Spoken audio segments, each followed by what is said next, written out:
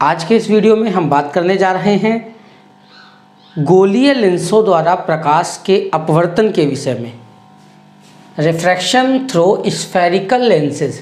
अपवर्तन को तो हम पहले वीडियो में समझ चुके हैं, एक बार उसको रिपीट करते हैं। अपवर्तन अर्थात प्रकाश का एक पारदर्शी माध्यम से दूसरे पारदर्शी माध्यम में जाने पर अपने मार्ग से विचलित होना, उसका अपवर्तन कहलाता है। मगर यहाँ हम बात करेंगे प्रकाश का अपवर्तन किन से हो रहा है? गोलीय लेंसों से। तो गोलीय लेंस हमारे लिए आज एक नया बिंदु है, नया टॉपिक है। तो सबसे पहले गोलीय लेंस अर्थात लेंस या गोलीय लेंस क्या होते हैं, पहले इनको समझेंगे। तो लेंस का निर्माण कब होता है? जब हम किन्हीं दो गोलीय पृष्ठ हो, या तो एक गोलीय हो और एक समतल पृष्ठ हो। दो गोलीय पृष्ठ हो, ये दो गोलीय पृष्ठ हैं आपके, या तो एक गोलीय पृष्ठ और एक समतल पृष्ठ, एक समतल और एक गोलीय पृष्ठ, इस प्रकार के दो पृष्ठ हों, एक गोलीय एक समतल या तो दोनों गोलीय पृष्ठ हों। ऐसे दो पृष्ठों के बीच अगर हम किसी पारदर्शी माध्यम को भर दें, दो गोलीय पृष्ठों के बीच या एक समतल और एक गोलीय पृष्ठों के बीच यदि हम किसी पारदर्शी माध्यम को भर दें तो इस प्रकार हमें लेंस प्राप्त होते हैं। तो परिभाषा अगर शॉर्ट में कही जाए तो किन्हीं दो गोलीय पृष्ठों के बीच भरा हुआ पारदर्शी माध्यम एक लेंस की भांति व्यवहार करता है। लेंस जो हम चैप्टर में पढ़ेंगे वो मुख्यतः दो प्रकार के होंगे। वैसे तो कई प्रकार के होते हैं, उत्तल है, अवतल है, उभयोत्तल है और समतलावतल है, ऐसे कई लेंसेज होते हैं। परंतु विषय में हम मुख्यतः दो लेंसों के बारे में अध्ययन करेंगे, एक तो उत्तल लेंस कॉन्वेक्स लेंस और जबकि दूसरा है अवतल लेंस।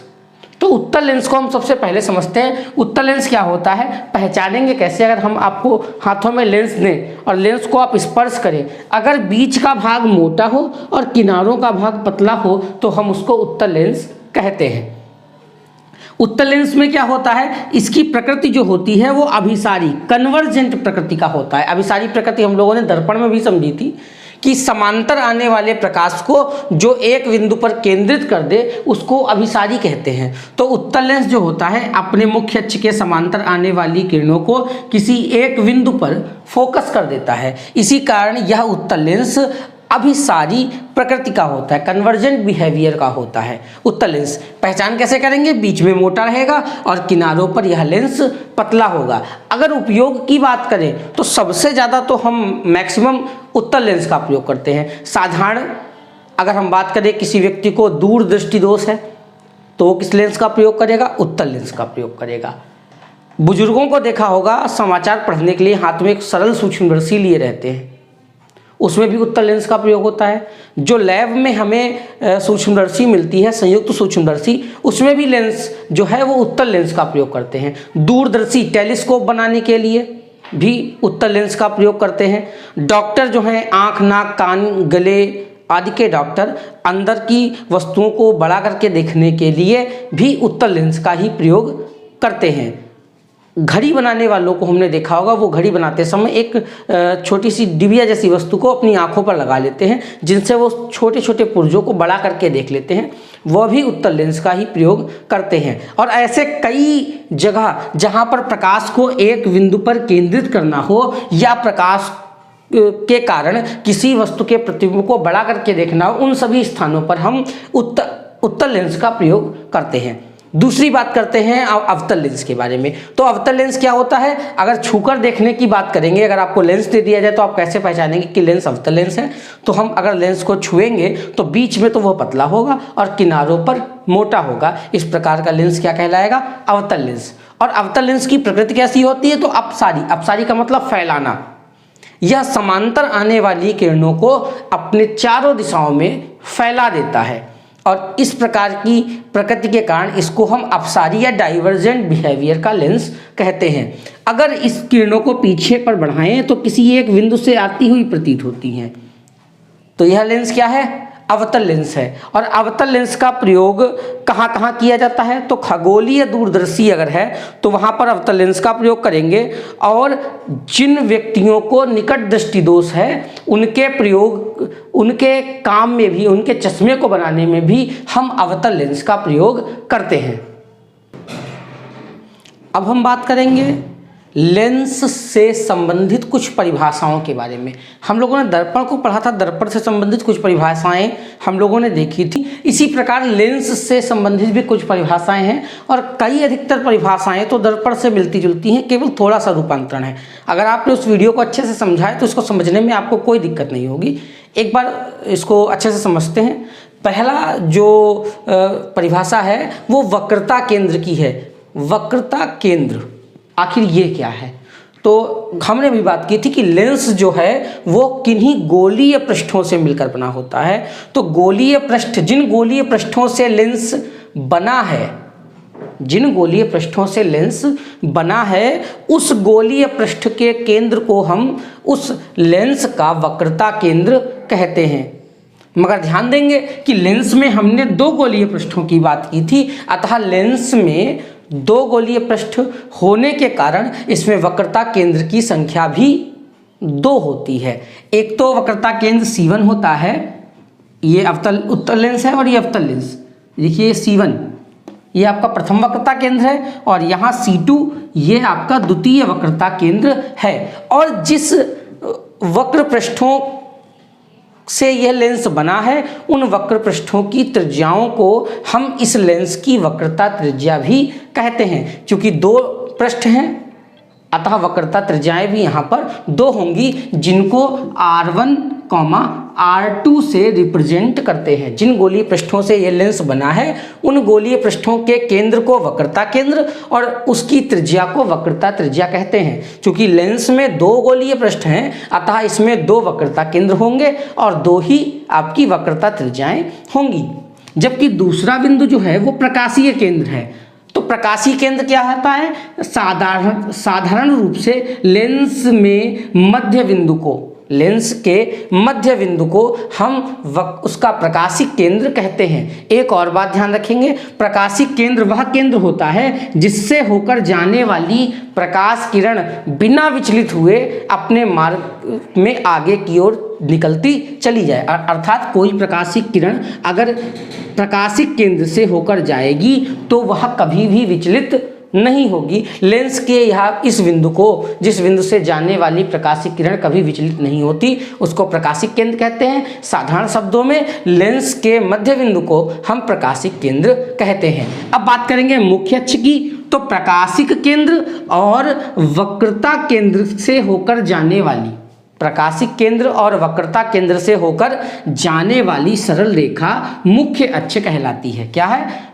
प्रकाशिक केंद्र और वक्रता केंद्र। प्रकाशिक केंद्र और वक्रता केंद्र से होकर जाने वाली सरल रेखा लेंस की मुख्य अक्ष कहलाती है। नेक्स्ट पॉइंट है द्वारक।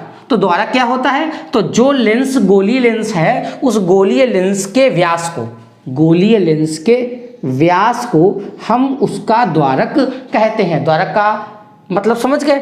अगला पॉइंट है वक्रता त्रिज्या। तो हमने इसको पहले ही समझ लिया है। जो नेक्स्ट मेन पॉइंट है, ये अधिकतर आपको एग्जाम में पूछा जाता है, फोकस क्या होता है। तो अब बात करेंगे लेंस में। दर्पण में तो एक ही फोकस होता था, जबकि लेंस में 2 प्रकार के फोकस होते हैं। इसको प्रथम फोकस और द्वितीय फोकस कहते हैं।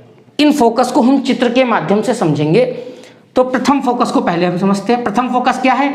जिस बिंदु से आने वाली प्रकाश की किरणें, जिस बिंदु से आने वाली प्रकाश की किरणें लेंस से अपवर्तन के पश्चात मुख्य अक्ष के समांतर हो जाएं, उसको हम लेंस का प्रथम फोकस कहते हैं। मगर यह परिभाषा कब लागू होती है? उत्तल लेंस के लिए लागू होती है। जबकि अवतल लेंस की बात करेंगे तो जिस बिंदु की ओर आती हुई प्रतीत होने वाली, जिस बिंदु की ओर आती हुई प्रतीत होने वाली किरणें लेंस से अपवर्तन के पश्चात मुख्य अक्ष के समांतर हो जाएं, उस बिंदु को क्या कहेंगे? लेंस का प्रथम फोकस। तो यहां देखिए ये किरणें जो हैं F1 की ओर आती हुई, ये सारी किरणें ऐसा लग रहा है कि F1 की तरफ आ रही हैं और लेंस से अपवर्तन के पश्चात क्या हो गया, मुख्य अक्ष के समांतर हो गई। तो इस बिंदु F1 को हम लोग क्या कहेंगे, इसका प्रथम फोकस। ये किसका है, अवतल लेंस का प्रथम फोकस है और ये उत्तल लेंस का। तो अगर साधारण रूप से फोकस की संयुक्त परिभाषा दी जाए तो जिस बिंदु से आने वाली या जिस बिंदु की ओर आती हुई प्रतीत होने वाली, जिस बिंदु से आने वाली या तो जिस बिंदु से आती हुई प्रतीत होने वाली प्रकाश की किरणें लेंस से अपवर्तन के पश्चात मुख्य अक्ष के समांतर हो जाएं, उसे लेंस का प्रथम फोकस कहते हैं। बात करेंगे फोकस दूरी की, तो फोकस दूरी क्या है, प्रथम फोकस से प्रकाशिक केंद्र के बीच की दूरी को प्रथम फोकस दूरी स्मॉल f1 कहते हैं और प्रकाशिक केंद्र से प्रथम फोकस के बीच की दूरी को हम लोग क्या कहेंगे, फोकस दूरी, प्रथम फोकस दूरी f1। अब ध्यान देंगे, उत्तल लेंस की जो प्रथम फोकस दूरी है किधर है, बाईं ओर, अतः यह कैसी होगी, ऋणात्मक।